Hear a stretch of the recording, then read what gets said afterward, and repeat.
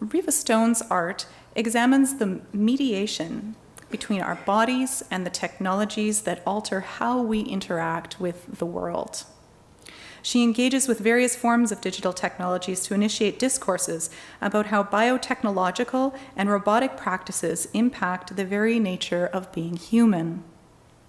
Her work has included pieces such as Imaginal Expression, an endlessly mutating responsive 3D environment, Carnevale 3.0, which is an autonomous robot that reflects on the nature of human consciousness, and Portal, which combines custom software, media, robotics, and mobile phone technology to create a work that appears to be sentient.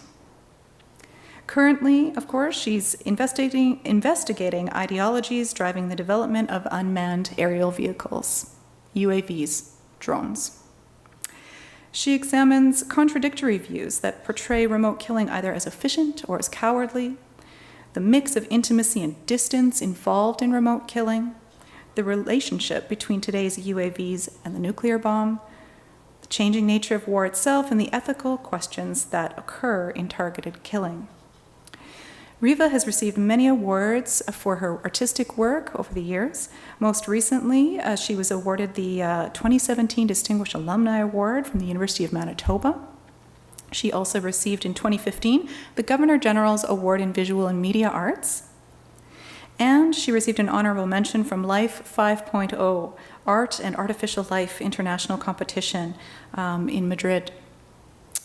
She has exhibited widely in Canada, the United States, and Europe, and she's presented at symposia, and she's been published in journals such as Second Nature of the International Journal of Creative Media. So please join me in welcoming Reva.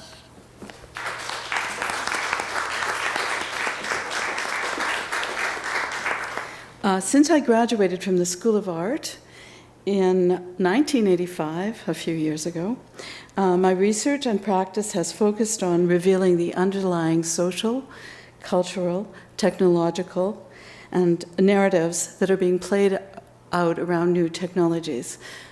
Technologies that are altering how we live in the world. I am concerned less with technology itself and more with the ideas and narratives that we carry in our technology.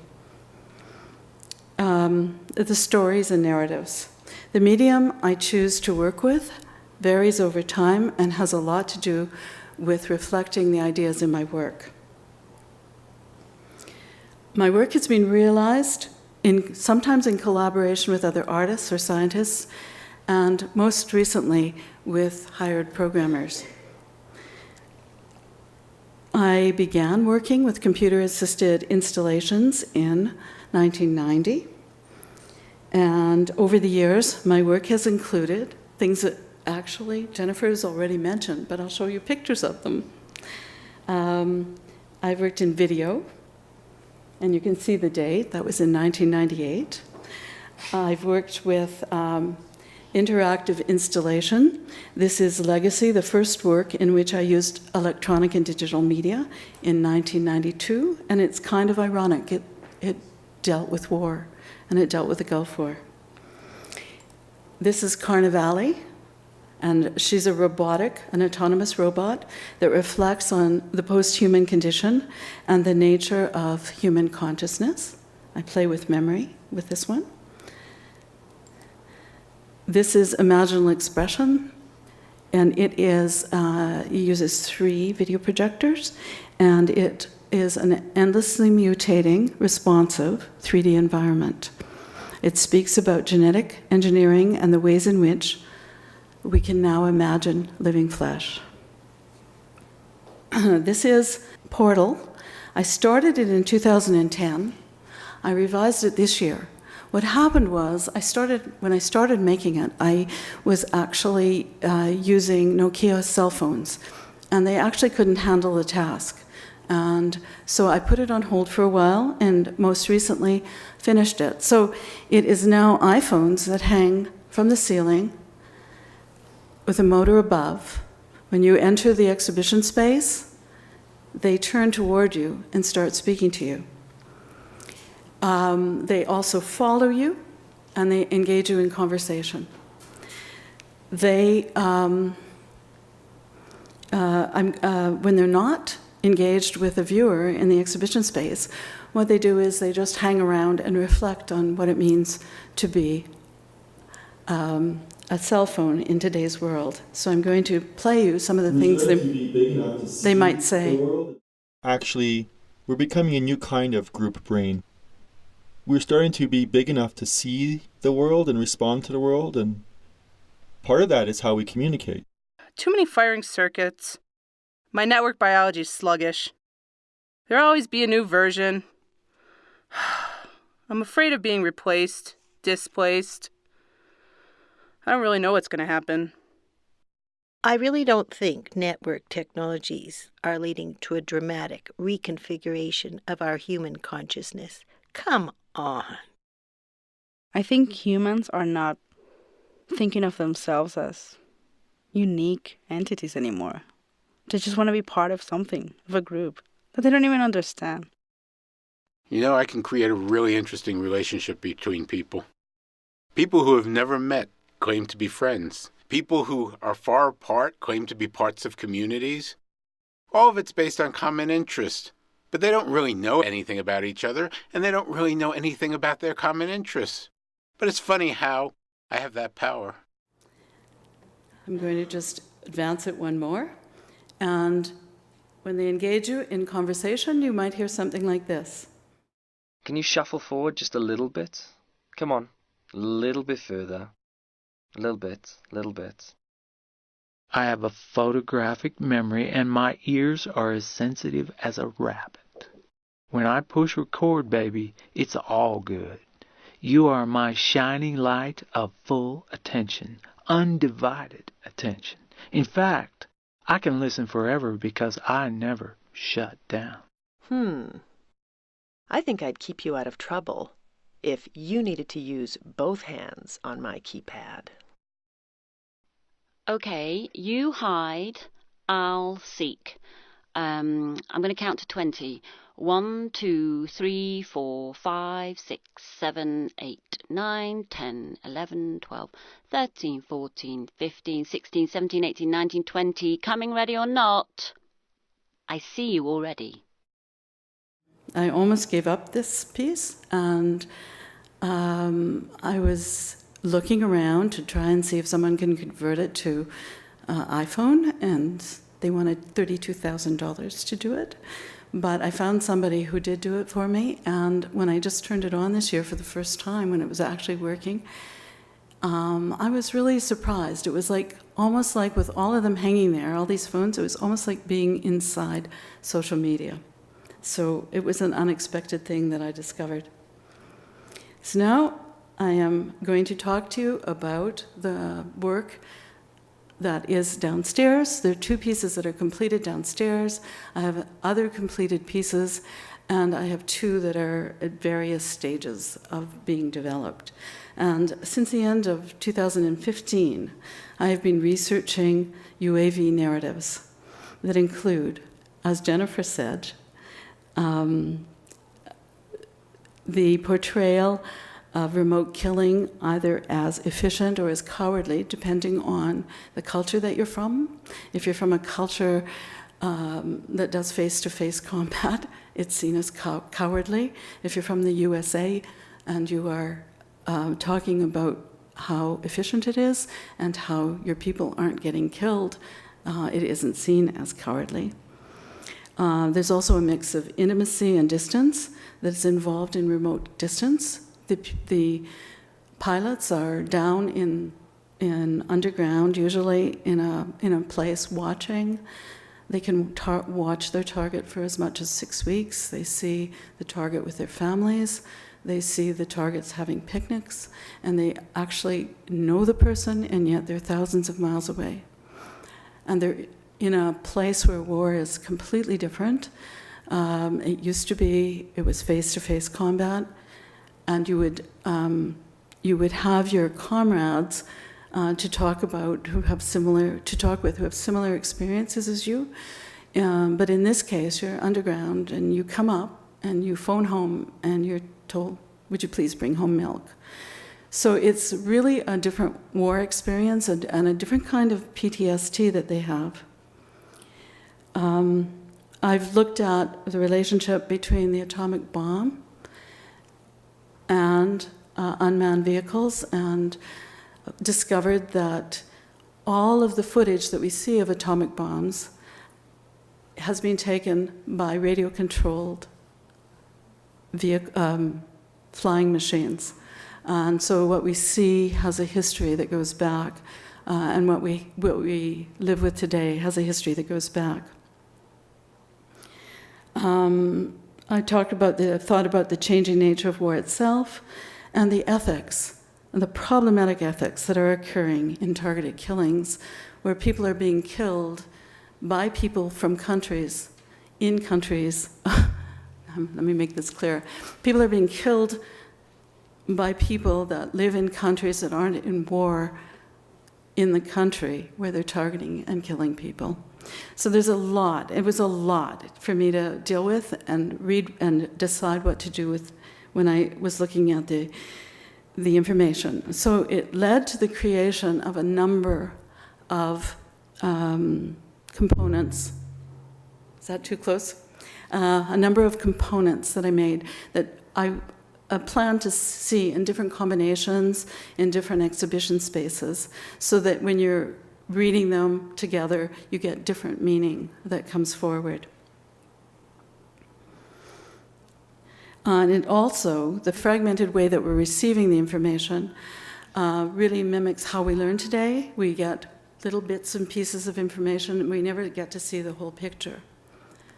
So I'm going to now show you something that I've been working on.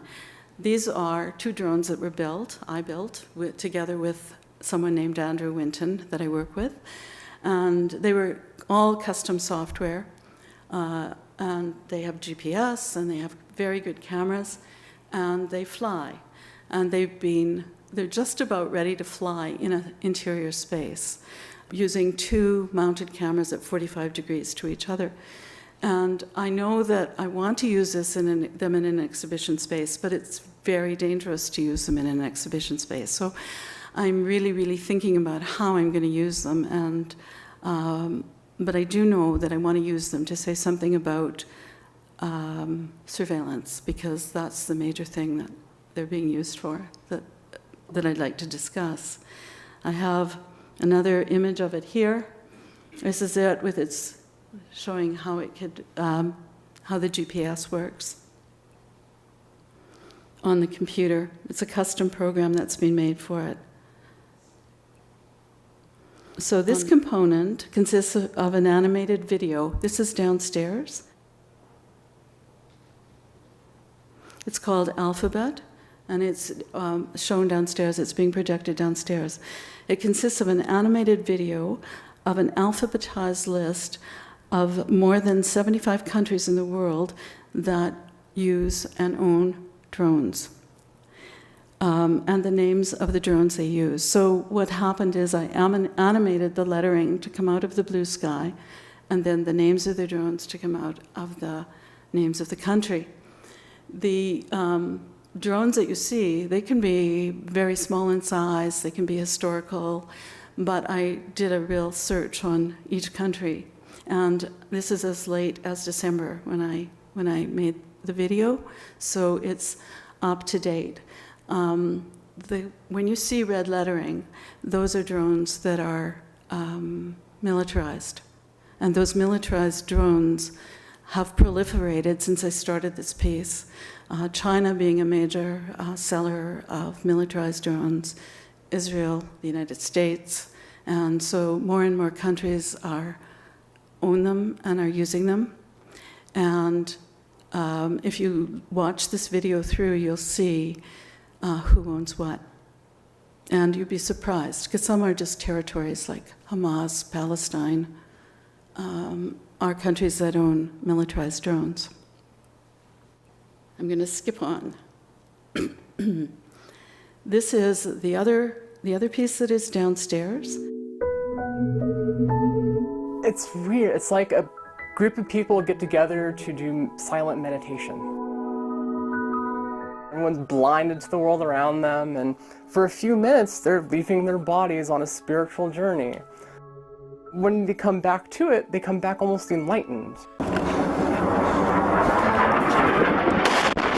What you do is you put on this device called a BCI, or brain computer interface. And we have a computer program that you look at, and we tell you, think forward. Like, think about pushing a chair forward. So we learn to navigate the drone based on your brain patterns for specific things you're thinking about.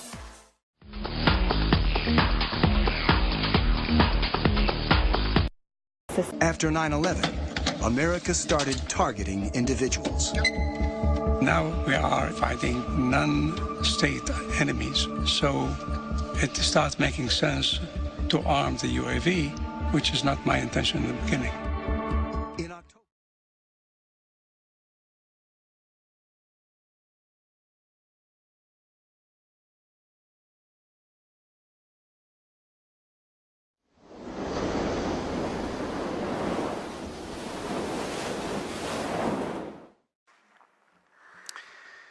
But before everyone becomes too excited about this technology, it's important to understand that today's drones are slow, noisy, sluggish, and difficult to maneuver.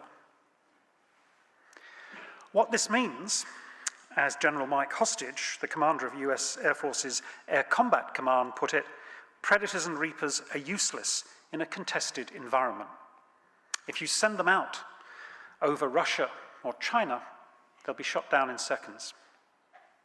Another way of putting that is that you can only use them against defenseless people.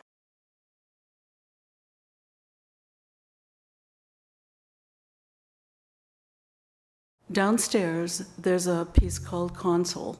It consists of a desk and a monitor and a joystick.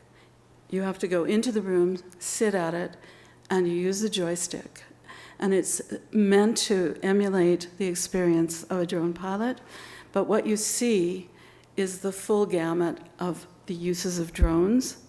If you move the if you move the joystick in a certain way, if you press a certain button, you're going to do a targeted killing, and if you press other buttons, you're going to cause a major explosion. So I'm definitely looking at all the uses that drones are put to in this piece. I'm now going to go to the piece that you won't see there. And this is, I found footage of an atomic bomb, and I had learned, yes, like I said earlier, that atomic bombs had been, the footage came from radio controlled drones. So I decided that I was going to take that 20-minute footage and I was going to make it 20 minutes long, which I did. So it's a very slow moving, it looks like it stills. I'll start it. You won't even notice it's moving. It's an early atomic bomb explosion. After Hiroshima and Nagasaki, radio-controlled drones took many of the atomic bombs' footage. To me, this video speaks to the history of the use of unmanned vehicles and to long-held beliefs about collateral damage. And the collateral damage is really contained in the two pieces of text that I used together with this piece, which I'll show you. Can you see that the bomb is moving? It's actually exploding, and at the end it kind of collapses in on itself.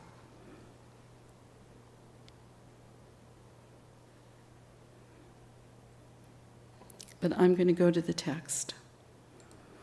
When I came across these texts, I thought it would work really well together with the bomb, to talk about how we're so unaware sometimes of the implications of our actions as a country, as a person even. But this one says that President Truman said, "The world will note that the first atomic bomb was dropped on Hiroshima, a military base. That was because we wished in this first attack to avoid, insofar as possible, the killing of civilians."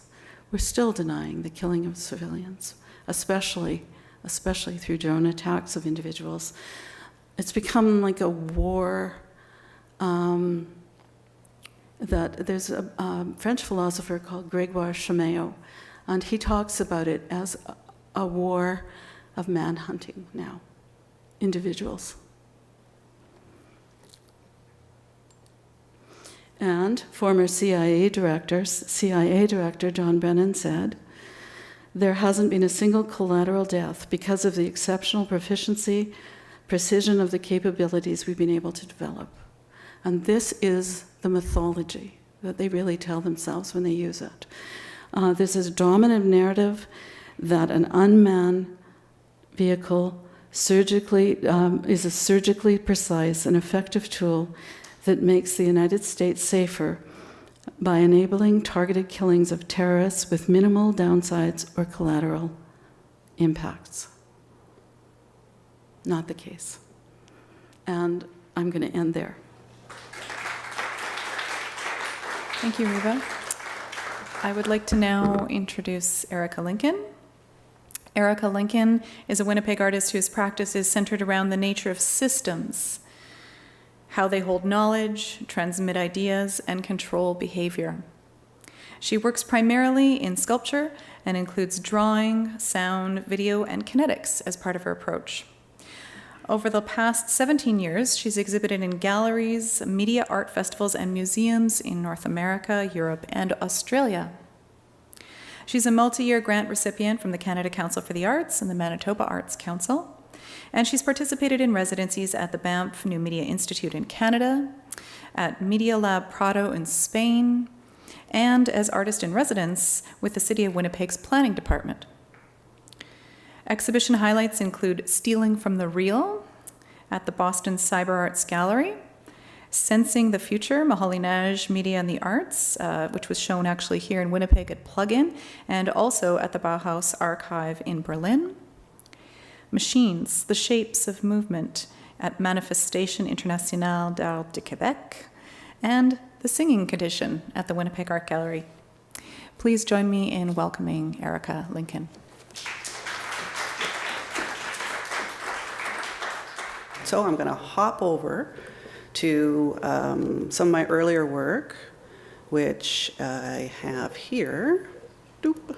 This is past work. You might have seen some reference to this at Plug-In. This is 2014. And when I talked about working in kinetics and data, this one wasn't so much about data, but just using motors and things to move, simulating a wave pattern to get the effect of clouds moving or any kind of flow pattern. Moholy-Nagy show that was curated, put together by Oliver Botar, professor at the University of Manitoba. This is a picture of the piece, and I'll just do my little arrow here, and the piece here is hanging here, which is that this piece is an extension of the first one I showed you, and this one uses actually uses data from the 30 years of measurements of the total area of the polar ice cap from let's say, numbers are not going to work for me today, but somewhere between the 80s and 2000s, 2014, I think, somewhere around there. And so this is sort of my first foray into trying to use data to sort of represent, in a way to show, a different way to show data as opposed to graphs or data visualization in the more specific time or specific ways where you have a big screen and you have an algorithm that just sort of makes things move, and it may be like a tracking of flows or something like this. I tried to do it using motion and sculptural objects. There's a close-up here. This would be from underneath if you wanted to lie down, have a look at it. And then here's an example of someone hanging out underneath it. That's at the Bauhaus Archive. This is virtual reality. I did this one in 2009, and motorcycle helmets, sensors, LCD screens, and images. And the sensors, instead of, which we have for virtual reality now, where you tilt your head, and it's tracking your head, and you're moving like this through your space. This one dealt with temperature and I've even forgotten what else there was in it. But so as your head heated it up inside the helmet, the landscape would change. There's another shot. I love this shot because this young woman's hair is almost the exact same color as the helmet. It's beautiful. So this is what you would be looking at inside the screen. And this is actually a photo of Toronto from Toronto Island. And the photo's been flipped and turned into a bitmap so you can have the values, the color values, which create the bumps that you see, or but what it is I'll try to explain it, that it's flipped this way. So it's the photo of this flipped this way with the bumps. So it actually turns into a completely different landscape. So this was sort of playing with the idea of just totally screwing with perspective and what's up and what's down. There's another shot. Floating in space, sort of these landscapes are totally lost in space.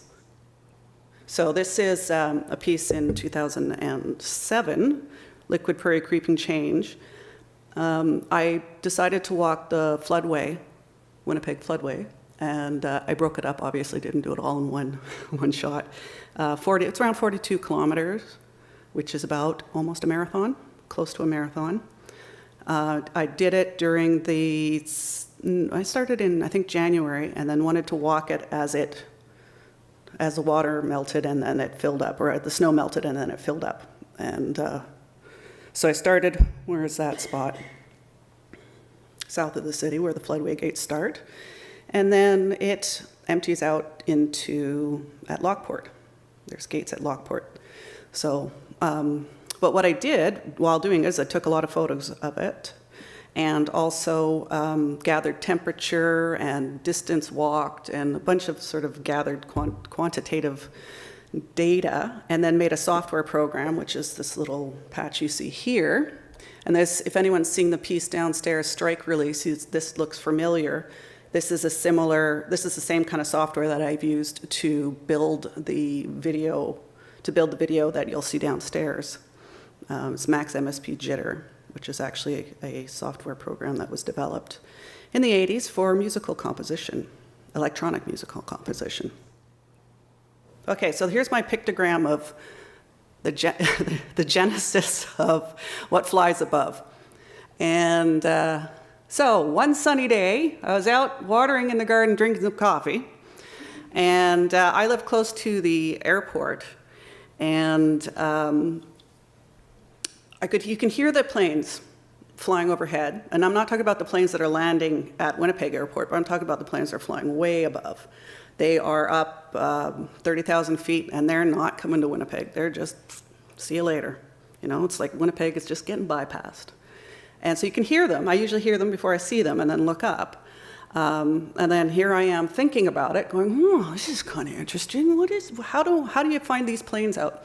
So it turns out that you can talk to your iPad and ask Siri what flights are above me. And if you've got your GPS and all your location stuff enabled on your machine, it will tell you, and it will tell you what are all the planes in that live direct above you, and then it'll give you angles of where they are in the air. Somewhere it's like directly up and down over here, and that, plus the ones that are coming into land. And this data is available on. There's a lot of websites that you can find that data is available. So I did an example. This is just to finish this pictogram here. So looking around the world. Why did I put the house there? Oh, yes, right, because it's over the top of the house, which equals art. This is the art thing. So I thought what I'd do is just do a quick one. I did this one, I believe, on the weekend. You see that we've got something coming in to fly that regional jet. The altitude is only 2,408 meters, whereas a Korean air flight is way up there. And so I thought, okay, so let's look at what's this plane? So here it is. It's going from Chicago to Seoul. It's an hour late. It departed an hour late. And it's supposed to get to Seoul an hour late. But this is only a little bit of information that you can get just by doing a Google search. There's other websites that you can get, the make of the plane and all this. But this is all commercial air traffic. This has nothing to do with what's flying above that you can't see. So this is what brought me to this thing. And this, I specifically, as Reva spent her talk talking about all sorts of drones and all of her research on drones, I sort of homed in on the Global Hawk.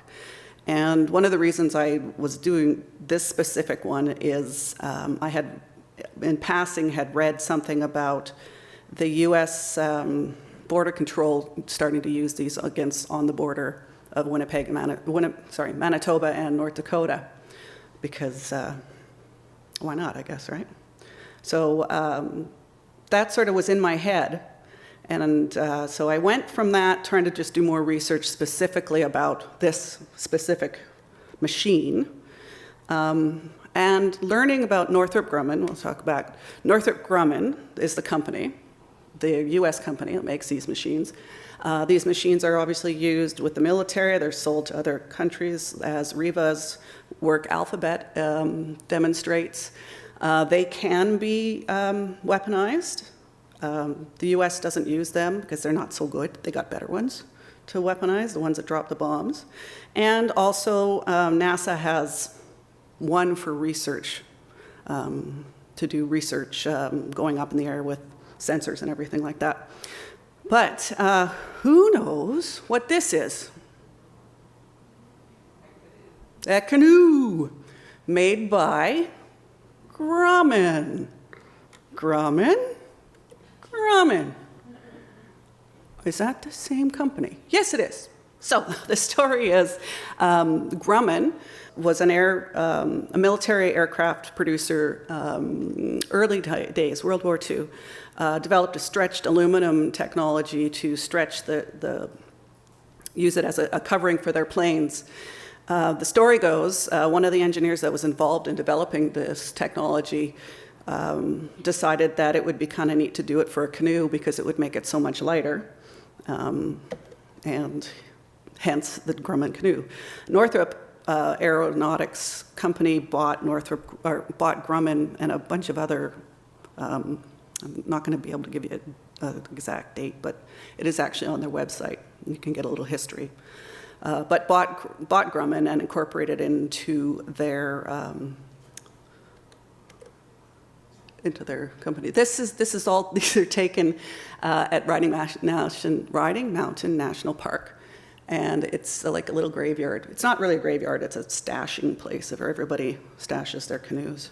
So because of this connection between Grumman and the canoe, I really started thinking about this trickle-down thing that happens with a lot of technology, and we're all familiar with it, our computers, our GPS systems, all of this stuff, radar, television, cell phones, drones, consumer drones, all of this stuff comes from military technologies as it slowly trickles down, or fastly trickles down. I don't know.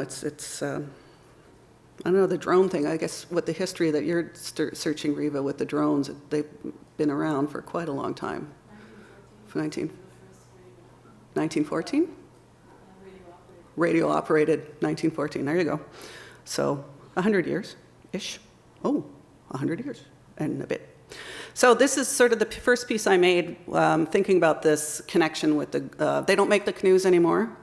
They license the name and they're made in a company in the States, still makes a Grumman canoe, but it's just a licensed name. It's not connected anymore.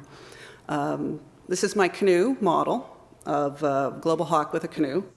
I'd really like to make this piece for real size, so getting a full-size canoe and finding a full-size canoe that's like an older Grumman, or they're quite, a lot of people really like them. So if anyone has one, willing to let me destroy it for the sake of art, come talk to me. And then building a model, a scaled-down model that'll fit in the actual canoe. But right now it exists as a model, 3D printed canoe with just some model paint on it. And it's sort of the size of it, like a desk size model that you would see of plain models on people's desks. These are my Beluga Whales, my pod.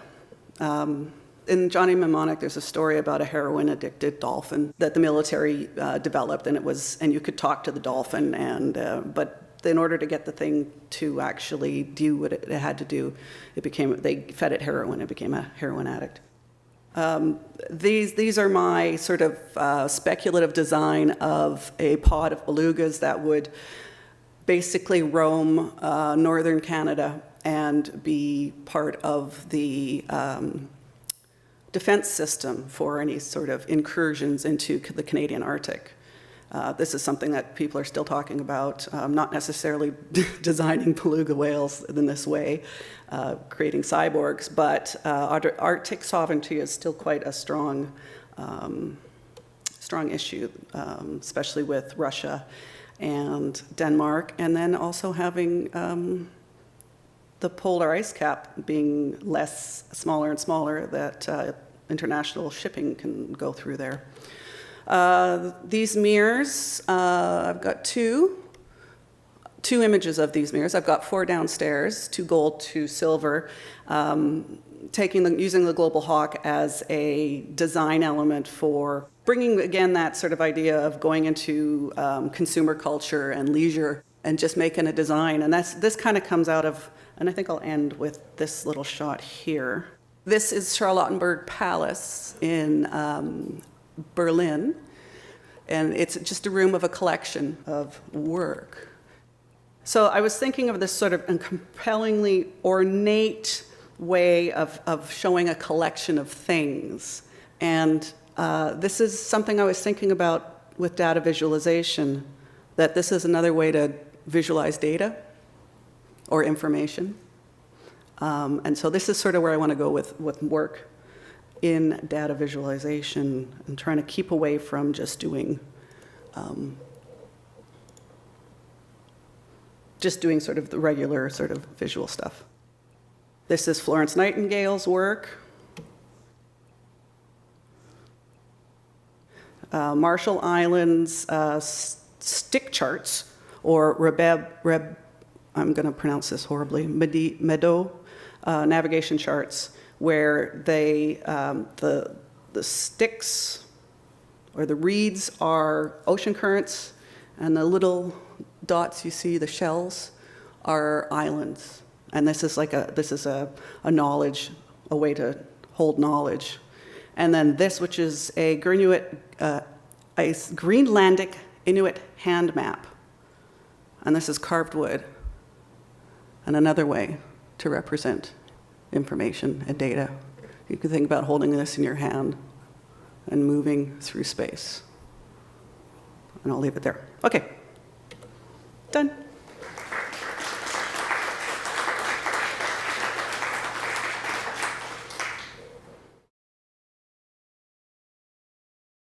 Could you talk about artists and scholars that have influenced your thinking through your works in this exhibition, in What Flies Above? I guess one artist that I'm found was Trevor Paglen, and you're nodding as well, your research. Yeah. And there was a specific set of photographs that he did where he went out to find air bases, secret air bases, where the extraordinary renditions were happening, where the American government was putting people on planes and sending them off. And I think it was either CIA or military, but I'm not totally sure. And his images, because he was using he couldn't get close to the sites, so he would use these telephoto lenses and at low visualized, like it was just blurry, fuzzy. They almost looked like color field paintings in a way. And that really sort of struck me as an artist working with how to represent this sort of things and still have a poetic language about it. There are 2 or 3 people whose books really influenced me, so I'll mention them. And one is Gregoire Chameo that I talked about, the French philosopher, that talked about war as man-hunting. Every chapter is fascinating of his book, and he's quite a young man, and he does a lot of speaking, and you can find him on YouTube and things like that. Then there's another author that I've read whose name is Hugh Gusterson, and he wrote Drone Remote Control Warfare. And then I was actually lucky enough, I was able to go to one talk in Toronto when I was there for exhibition purposes. I was there only 1 hour, and I happened to go into a lecture by someone called Derek Gregory, and he's at UBC. He's a human geographer, and he's a distinguished lecturer in human geography. And he is, if you look him up, he is absolutely amazing. He has a website, he has a blog, and he gathers information, and he considered his area, I have to read this, Genealogy and Geography of Aerial Violence over the last 100 years or so, and its transformation of the battle space and the identities of those who inhabit it. I've also, whenever I see a catalog of work that is done about drones, I order it. A wonderful one from Portugal, from their Museum of Contemporary Art. The essays are amazing. So it's something I am continuing to read. And actually, Derek Gregory, I think he appears, one of his lectures appears, or a couple of them appear in Console. And yeah, fascinating. Just sort of quickly doing research, over time for this exhibition. One artist whose name comes up is James Bridle, who, I don't know if anybody's heard of Dronestagram, which ran from 2012 to 2015, and where he was posting images of landscapes of drone strikes to social media. And he's talking about the collateral damage, right? That's not being talked about in, let's say, Strike Release, your piece there, where we've got all this data being presented, the official record of Operation Inherent Resolve, and okay, they've dropped,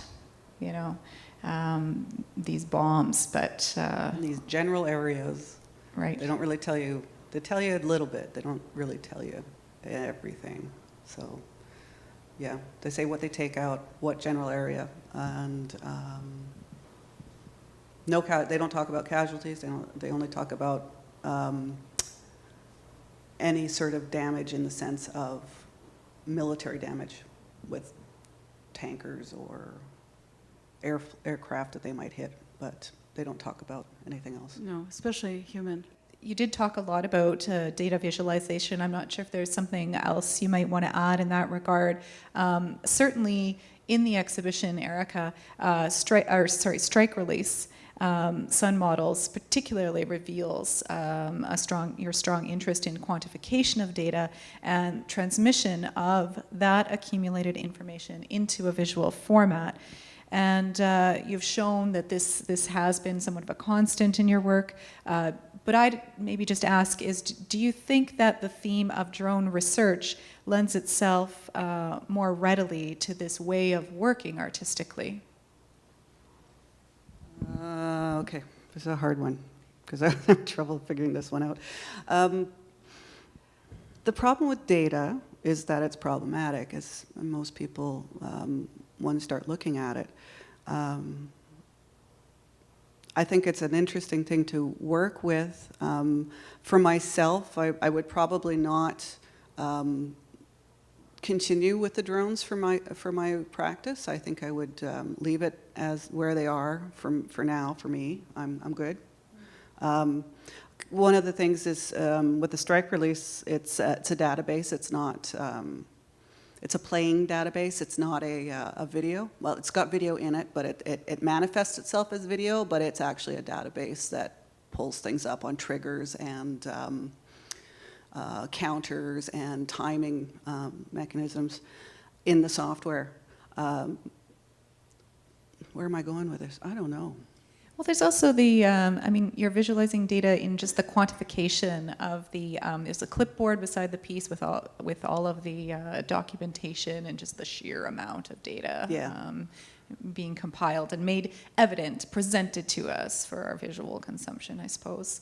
But maybe if that's not really, if that's a sticking point, I'm going to move to Reva and just say, so with Reva, with your work, this series that you've been working on with drones is titled Fragments. So it's about fragmentation of data, right?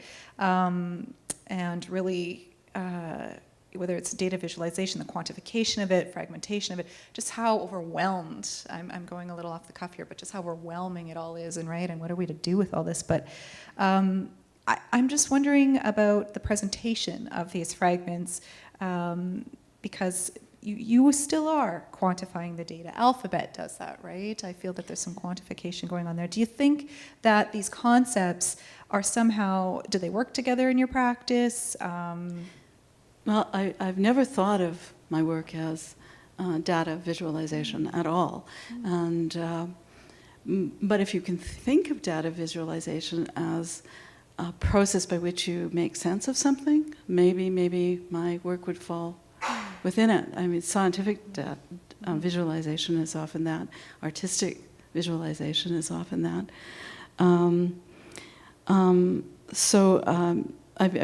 You asked us this questions in advance, and I struggled with it because I never thought of it like that. Right. But I can see that it is part of it.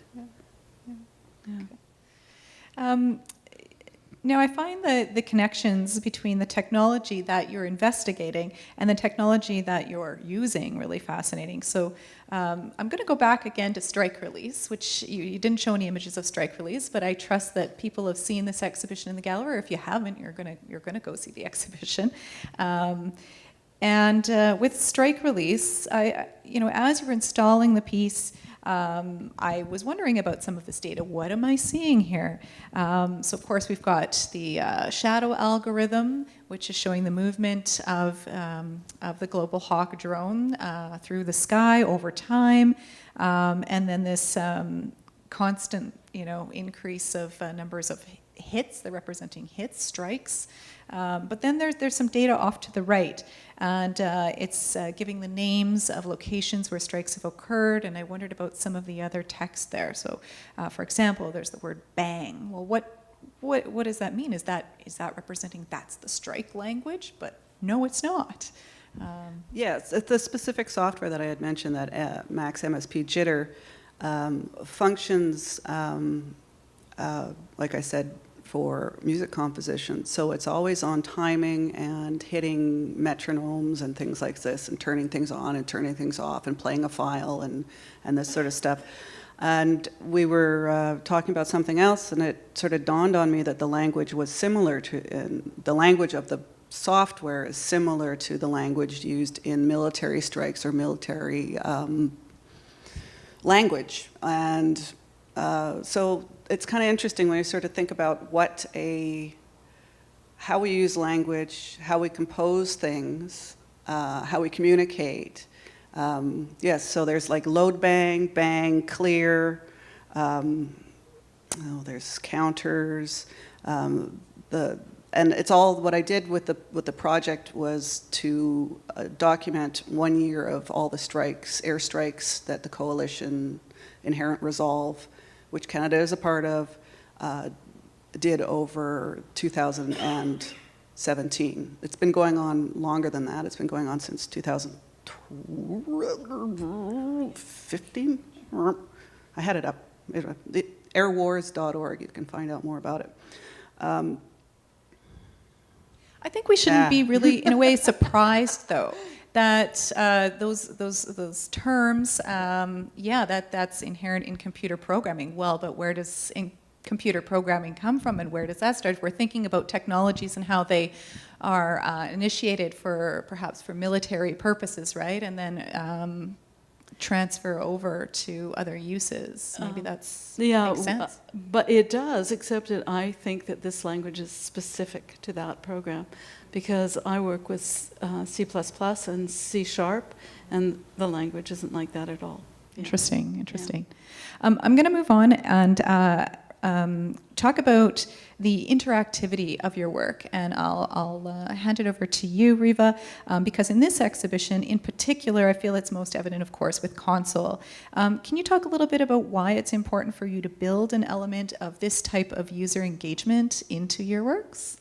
Yeah, actually, Alphabet is kind of the one that's the most different, because I've been using interactive elements since 1990 in my work. I think every single piece.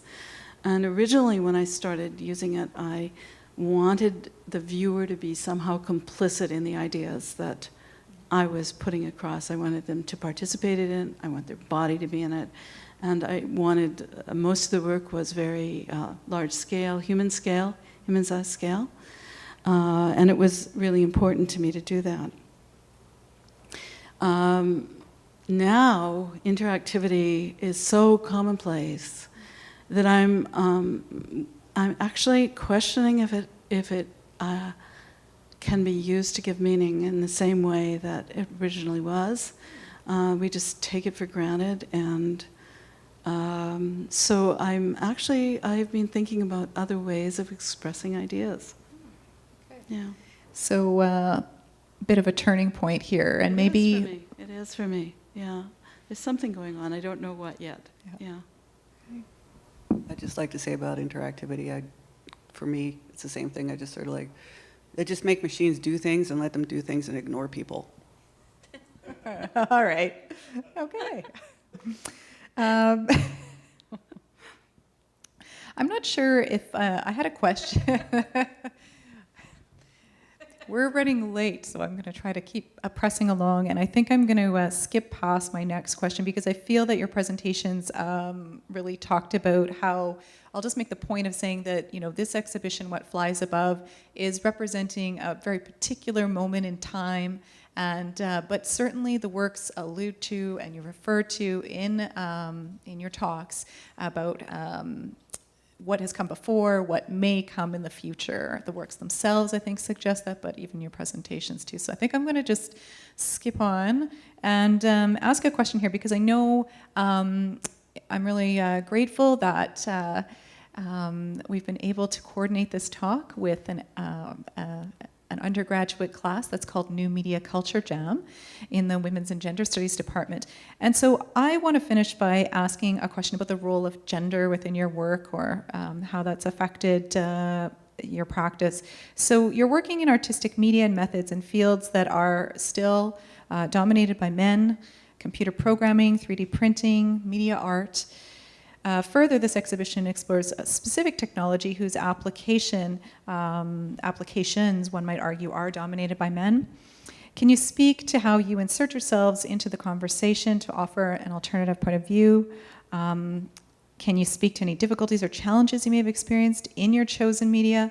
And does it, maybe it doesn't play any role, but maybe you have some stories to tell or comments to make on that? Well, there was this one time.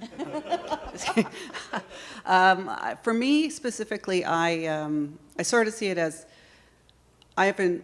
using the word insert, I place myself in the technology, in the medium, and by my action of being there, I'm there. I feel like it's a bit of a, I can't think of the word. I'm there. I'm not going anywhere. You're present. I am present. So I've been to workshops and conferences where it's sort of like, oh, count the women in the room. Yeah. I used my work, earlier work I did that I didn't show, but I did work within sort of how the female body is represented in technology, and representations of women in technology. I'm not doing that so much anymore, but yeah, well, that's all I got. Well, and then the other thing too is, just before Reva takes over, is so Reva, you mentioned that you completed your BFA in 1985, and Erika, you completed your BFA about a decade or so later. So I don't know if there's, if that meant a difference for you. But also, Erika, I know you said that, in fact, in your BFA, you majored in painting. Maybe, I don't know, I did too. Wow. So interesting. So you had to kind of find your way maybe into media art, or you found your way into media art afterwards, really. I got one anecdote about school, which you probably do too.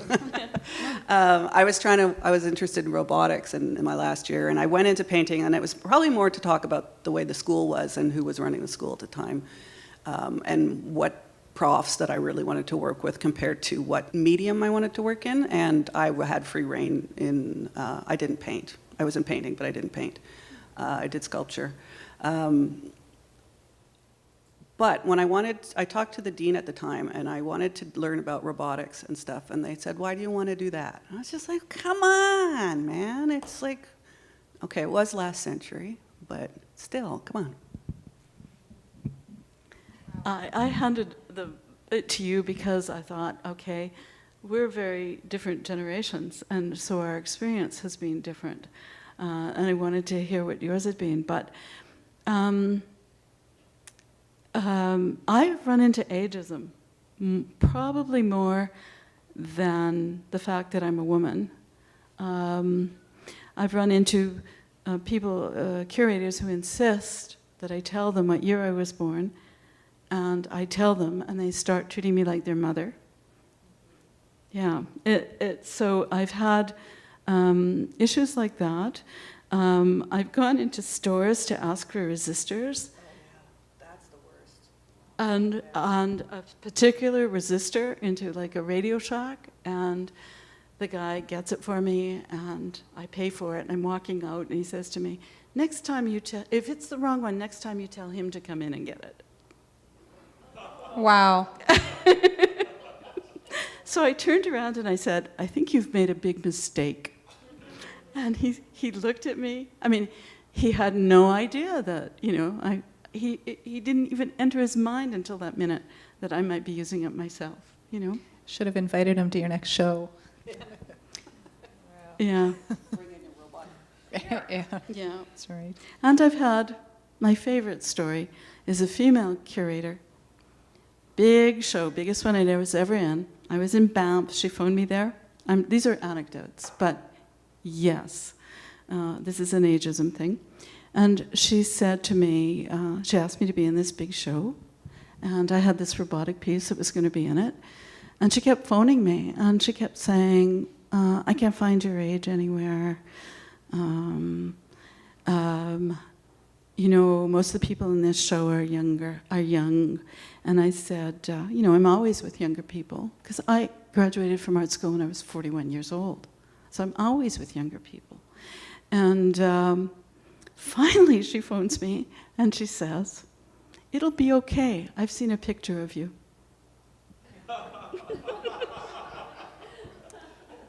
I said, oh, that makes a big difference. It was her issue. When I got there, I found out she thought we were the same age, because she had seen something, and there was a date on it, and I didn't have the heart to tell her I was actually 4 years older than she was. Anyway, so I run into ageism. I still do. Yeah.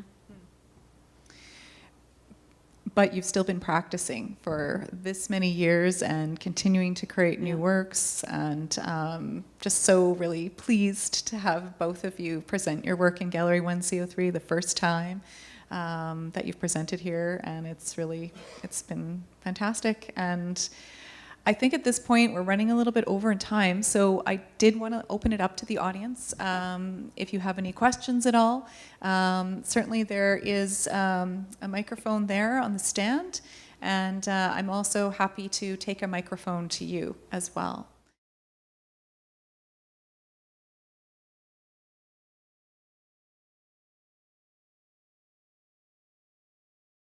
Well, I guess for me, the way I work as an artist, and whatever I kind of comes out of my experience, it has always been a sort of embodied experience. I sort of move through the world, and I'm not the only one, I'm sure.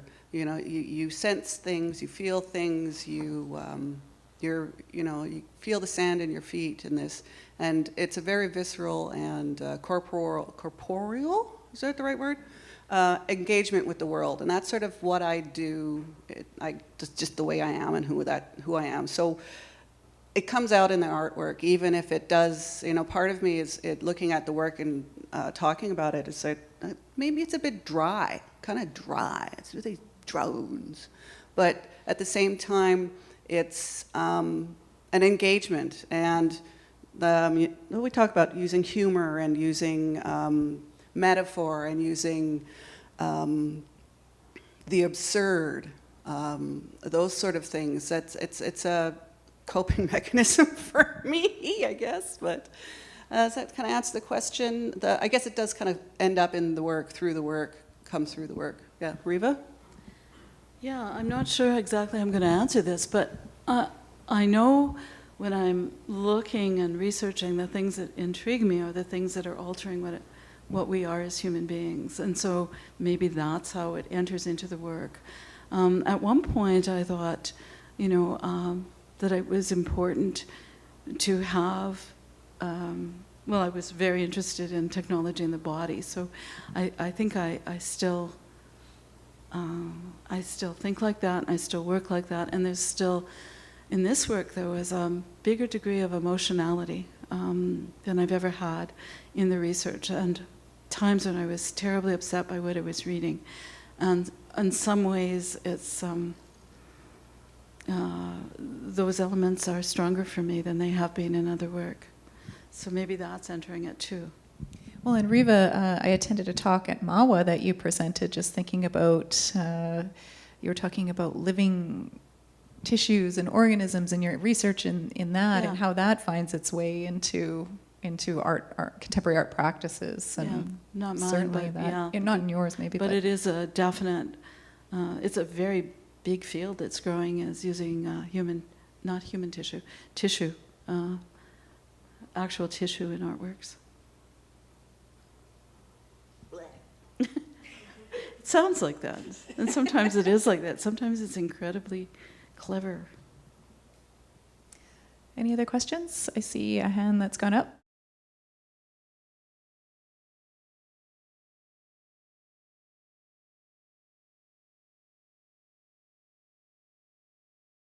Exactly. Yeah. Yes. The idea is that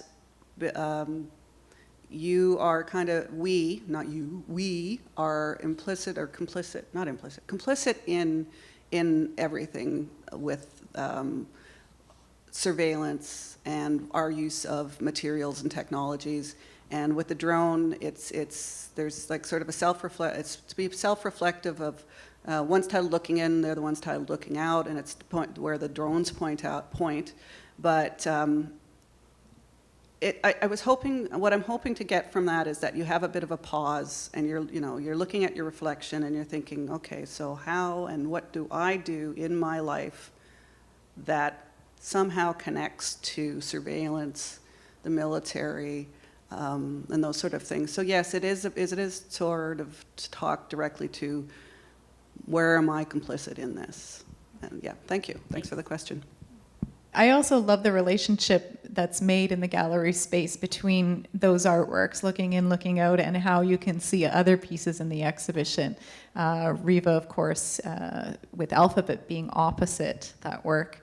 Something else I just want to say as well, just thinking about another nice relationship that has kind of come together in my mind as the show was installed between your sculpture, Erika, at the front of the exhibition space, which is called All Your Canadian Base Belong to U.S. And yes. Pardon me? Yes. I'm yes. agreeing. Great.